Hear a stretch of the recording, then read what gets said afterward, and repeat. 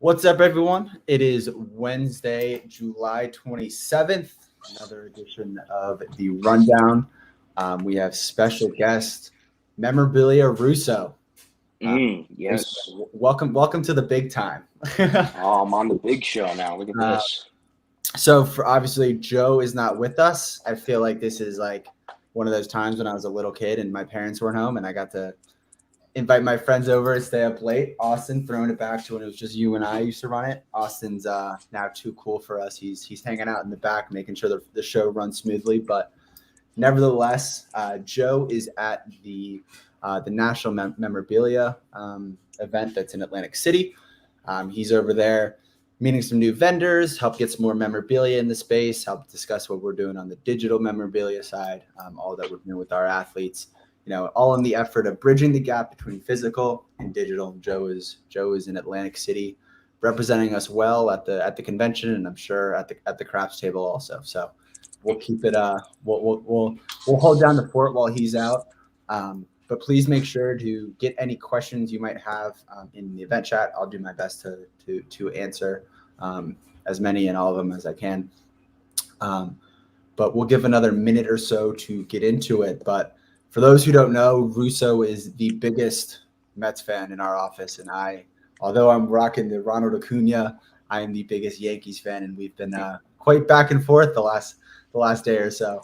Yeah, it's for me so far. It's been a fun day at least, and half a day so far. Not even half a game, but it's been a good watch so far. It's lived up to the anticipation, to say the least. Well, we were talking about it. I mean, the first inning yesterday was like the highest of highs and the lowest of lows for both of us. Yeah, no, you felt every emotion in the book watching that first inning yesterday. It was quite a thing to watch.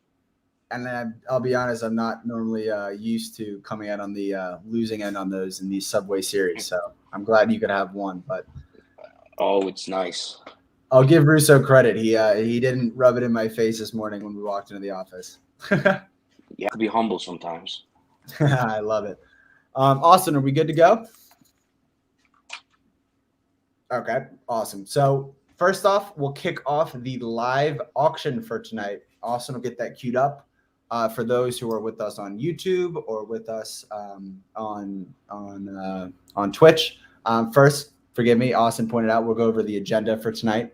Our Discord live auction, again, that'll take place in Discord. For those who are on our other platforms, we will have a live auction for a Trayvon Walker signed teal custom jersey, the first overall pick of this past season.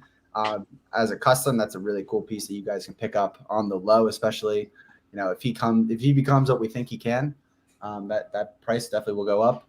Obviously, we have Russo, who's our guest tonight. I wanted to introduce him to the community as the memorabilia guru, not only in the office but in the Metabilia fan cave and all things Metabilia. Next, we'll be running through our Blitz preview for tomorrow, which will be Rep Your Squad. So if you're in the Discord server, that term might be familiar with you. Then we'll wrap it up with an AMA. Obviously, Joe's not going to be with us, but I'll do my best to answer those questions. So nevertheless, Austin, let's kick it off. There we go. That Trayvon Walker, the nice teal. Love it. 44. When I see the 44 in the Jaguar jersey, it reminds me of Miles Jack, my FSU guy. If you are with us on YouTube, if you're with us on Twitch, make sure to head over to the Discord fan cave. Austin will be dropping a link. But nevertheless, let's get into it. So Russo, why don't you give a little bit of background on what you do on the memorabilia side of things with Metabilia? Well, so to say the least, there's a ton of boxes that come through our office, and a lot of those boxes obviously have memorabilia, and I'm in charge of opening these boxes, seeing all this memorabilia, and then getting it up into our system so we can put them into auctions on our partner sites, and not just our partner sites, on the Metabilia, like for the Blitz. We have to upload those items as well. So I handle all things physical memorabilia in the office, and I have been dabbling in shipping lately. So that's been it's been a interesting thing to learn, to say the least. He's being modest. Russo, like we talk about it all the time. Like to be able to come in and be able to you're not when we're moving inventory, you're moving Ronald Acuna's bat that he used to hit 3 home runs, or Vlad Guerrero's cleats that he used in his Hank Aaron Award. So we have some fun. But and Russo, why don't you share about some of the things that you can disclose that we're working on to keep pushing memorabilia forward? Oh, well, we have a couple ideas. One of which is a possible weekly, maybe bi-weekly thing where a picture of a piece of memorabilia gets sent in the Discord. It's a little bit blurred out, so you can't exactly tell who the signature is and who it's signed by. And essentially, it's a guessing game. From that point, you try and guess the signature that's on there. And another concept that we've been possibly throwing around is memorabilia breaks. I've been seeing some of those recently. It seems like a very interesting thing to do. So it's definitely something we're exploring on the memorabilia side. Yeah, and first off, I want to shout out T-Man, always taking the lead with the first bid on the Trayvon Walker at $77. In line with everything that we do in our goals in order to push collectibles as a whole, but drive into Web3. We are obviously of the belief that everything should be a digital collectible and should be able to be traded, and we want to help further drive that in. So taking other elements of the memorabilia space and what other people are doing in the memorabilia space, putting NFTs in a way that they can digest and they can understand in order to improve kind of what's out there, but help drive NFTs into new demographics, right? As we all know, memorabilia, it's a big industry, especially the collectibles industry as a whole. So trying to put NFTs and Web3 in a way that those types of people who may not be familiar with NFTs can understand. And Russo, why don't you? I know we were talking beforehand some of the things that you're going to do to help educate the community. Yeah, so I mean, I am here to be the memorabilia expert for everyone. So if you ever do have a question about a certain piece of memorabilia, why something is priced this way, what inscription makes this more expensive compared to this inscription, just at me in the Discord, Russo Memorabilia Guy, and I will be there to answer your question. I'm not as active on Discord because we usually do have quite a large amount of stuff coming through the office that I am dealing with. But when I do see your questions, I will absolutely answer them and help you out with anything that you need. And Austin and I have Discord open 24/7, so we'll make sure that he sits next to Austin in the office, so we'll make sure we stay on top of him. Yes, we will.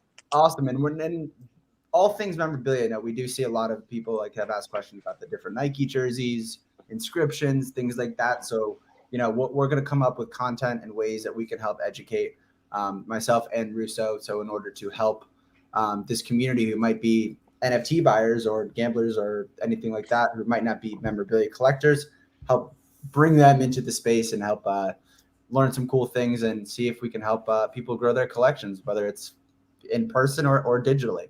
Mm-hmm. Yeah, we're here to help you guys learn about this kind of stuff. Awesome. So we have Buddy in Blue leading for the Trayvon Walker at $80. Awesome. Austin, why don't we get into the Blitz? For those who don't know, Russo is my right hand when it comes to helping get these Blitz ready. He knows our inventory like the back of his right hand. And so when we come up with some ideas, he helps find the perfect pieces of memorabilia. So this one particular will be a little bit of a smaller Blitz, if you will. I will preface in that our co-founder is working on something really cool as it pertains to how we can build upon this Blitz. We've been testing it out in some of our partners' channels on the non-NFT side, but we're going to be applying the NFTification, if you will, to some things. And so we wanted to keep this one smaller, still keep the pace. I do want to emphasize, so there was some confusion, that all of these memorabilia pieces can be traded on the secondary market. So if you see an item that you like, our goal is to be able to get it to you at a cheap, very discounted price and help try to drive that profit margins for you guys. But everything you can either trade it on the secondary marketplace or you can take ownership and claim the physical item. So nevertheless, awesome. Let's get into it.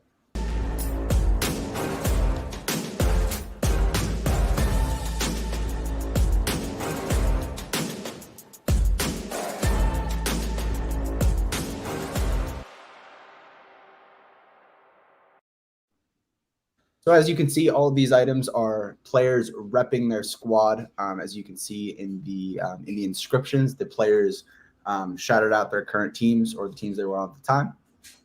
Russo, why don't you give a quick touch on inscriptions in general? Well, inscriptions in general, the golden rule is if there are the more the merrier for the price. I mean, if you have, I can think of something, for example, that the one Acuna ball that we have in the office that has all his entire rookie year stats inscribed on the ball is much more pricier than just the regular signed Ronald Acuna ball with just one inscription that says "Go Braves." It's just anything extra that can be added onto these items increases the value because it almost increases the rarity, but not really increases the rarity. But it's really about having more things on there that the player writes themselves makes the item more valuable. Definitely, yeah. And some of the things that we'll do on these drops and as we progress forward, like Ronald Acuna is having a signing. It's tomorrow or the next day, but having items autographed specifically for these different themes, different brand partnerships that we do for these Blitz. Our goal is we want to help get really cool memorabilia in your guys' hands. And frankly, all of us at our company value the rare, value the one of a kind. If you couldn't tell by the trademarked 1-for-1 term and what we're doing on the game use side, but we really think that's a cool way of helping grow the memorabilia space. And it's fun to have an autograph, but it's fun to have something that someone else doesn't have. And that's, I think, speaks volumes to what we've seen from the community in terms of the serial numbers and things like that. So we're going to make sure that we keep putting out cool and unique memorabilia for you guys. So nevertheless, one more quick point. We, as it pertains to the Blitz, again, we do want to keep these every week just to maintain and establish our Thursdays at 3 is Metabilia time. We do obviously know it is late July. People are out living life. So we commend those who are doing that, spending time with the kids, spending time with the family.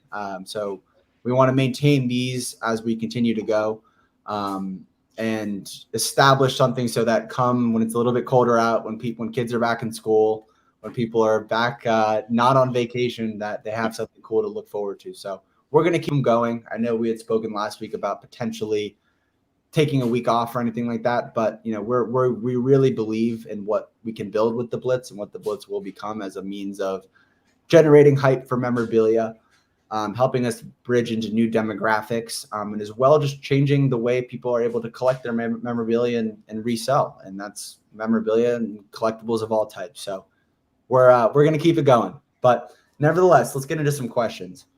And Russo, you're going to have to keep me in the loop if Judge hits another home run. First T-Man in the lead of $81 for the Trayvon Walker signed custom jersey. So $81, pretty good price for that for the first overall pick. First, once we migrate to Draftkings, how are DK auctions going to be handled at that point? Will they require a 1-for-1 pass to participate, or will those be open to everyone? So this is a fantastic question, and I want to preface in that there's still some things that are some T's that aren't crossed and I's that aren't dotted. There's going to be flexibility. We will always have what we said is we will always have memorabilia things going on the Metabilia site. But we definitely want to continue to have things on the DraftKings site because that just has more eyes. But the Metabilia platform is not going anywhere. And the great thing about this migration is, obviously the NFTs aside, is the two platforms will be able to speak with each other. So as of right now, obviously only the founders class is able to take advantage really of the things that were going on. We have done some things for the Series 1, but once we have the two platforms communicating with each other, we can give the utility aspects to these Series 1 buyers in a similar manner. I don't want to say exact because those things haven't been hammered out yet exactly. But we'll be able to offer more utility to Series 1 buyers. So we will have auctions on the Metabilia platform still. We will still have things that are gated for 1-for-1 and for Metabilia passes. And as well, there'll be similar aspects in being able to leverage what still is on DraftKings. Because at the end of the day, they have their 15 million users, and we feel it's beneficial for Metabilia everything we're doing to still have auctions and memorabilia on the DraftKings platform. But as DraftKings continues to progress, and they have their public roadmap and they have their roadmap that they disclose with us, given that we're one of their original partners, they're going to do a lot of things to help us do what we need to do. So while on the memorabilia side, they'll never be right up to date in what we want to do, we'll always use our platform as kind of the lead in testing those things out. Once the platforms are able to communicate with each other, then we'll be able to do those fun things. Let's get to the next question. We got, when the Founders Passes move to DraftKings, will the price we paid for the pass or the event carry over to our DraftKings account? That's an interesting question. I actually don't have the answer for that. I'll have to speak with our reps over at DraftKings. I really don't know. That's admittedly has not come up. So that's an excellent question, and I'll bring it up on our next call. So sorry, Gig. I wish I could answer that for you. When the Founders Passes move to DraftKings, sorry, that was literally the last question. If pack distribution of member NFTs means loot box distribution model like Top Shot or mystery boxes similar to Autograph, then I'm not a fan. That model is awful for consumers, in my opinion. If the pack model is adding something of value to a bundle, similar to the add-ons that come with the Josh Allen Founders release on Metabilia, then that seems meaningful. Finally, I'll get that. Seems like a next question. So first off, Russo has been kind of spearheading the concept on the memorabilia side of ways that we can leverage, what people love of opening a pack. When I was little, I used to open up packs of baseball cards my dad would give me. And actually at the office today, we were watching videos of people ripping old wax packs. But there's an aspect of how we can, you mentioned Top Shot, you mentioned Autograph. They're in the NFT space, and I think we're able to add an element of physical to those, where you're not only getting NFTs, but you're getting physical tradables, if you will. You're getting the opportunity to get a physical item in those packs. So it offers a different element. And so to your exact point where, we might be able to offer a pack in terms of distributing member NFTs of whatever it might be, or event NFTs, whatever it might be, we can add in the golden nuggets of the game used memorabilia, the autograph memorabilia. But I'll let Russo kind of talk about what he thinks on the opportunity and what we're seeing with mystery boxes across all of our kind of partner sites. Yeah. So with the mystery box thing, the test phases that we've been putting out there have seemed to be doing unbelievably well. Not even very well. They're selling out, and they're selling out pretty quick. I think the Burrow sold out in like. It was 10 minutes. Yeah, it was like 10 minutes, and it was, I want to say, over like 50 items or something. And it was quick. It was rapid fire, and it was that was definitely a successful test of that model, to say the least. Yeah, and it's ways that we can leverage the Blitz and kind of what people have liked with our Josh Allen drop. But as we say every day, like, we're here to continue to innovate and kind of push the boundaries of what NFTs can and will be. So answering that, yes, we'll continue to add value rather than try to, pocket pinch or things like that. Mm-hmm. And the last comment on that was, when possible, please plan another in-person launch release to drive local. You're spot on. So we underestimated what needed to be done on the Shane Bieber side, but thankfully, given the success of the Josh Allen drop and what went into the Josh Allen drop, and there were a couple of points made in the community about how these specific things help activate the community, and I'm of the belief that I agree. And what we're pushing towards, and that's why we have postponed the Joe Musgrove drop, is we want to do this right. We saw what worked with Josh Allen. We saw what didn't work with Vlad, with Acuna, and with Shane Bieber, and we want to do everything we can to make it work. And a lot of this, the member NFT, it's great on the NFT side, but in actuality, what we're trying to drive is how we can create the ultimate sports experience for a fan of that player. And whether make it a fully customizable experience for that collector. So whether you're in it to collect NFTs, or whether you're in it to gain access to exclusive memorabilia, whether you want the athlete's game needs memorabilia, whether you want to take advantage of any discounts or fun promotions or things that go on related to that player. We want to create something that encompasses all of that. So not only do we have to target the Draftkings NFT buyer, but we also understand that you need to get in front of the baseball fan, the fan that is checking in every 5 days to watch Shane Bieber pitch, the way that Joe Russo goes and watches every Mets pitch, and I'm sure he's chomping at the bit that I'm stalling and not letting him watch the game. But we want every fan of that player to be able to experience that player in a way that they haven't before and increase the fan experience. So we took a step back. We realized what didn't work with Shane Bieber, and we want to address that moving forward. Will it be up to the level of Josh Allen every time? No. There's only a handful of Josh Allens on the planet. But we have taken away, and myself specifically, on ways to continue to leverage that in order to drive forward for future drops. Question is, if you select Metabilia as your community partner, is there any kind of benefit or incentive associated with purchasing a Jolly Joker and having Metabilia listed as a community partner? So if you weren't with us for last week's call with TJ from Own the Moment, for everyone that selects Metabilia as when they're purchasing a Jolly Joker, 10% of the funds will be given back to us in terms of the Metabilia Community Fund.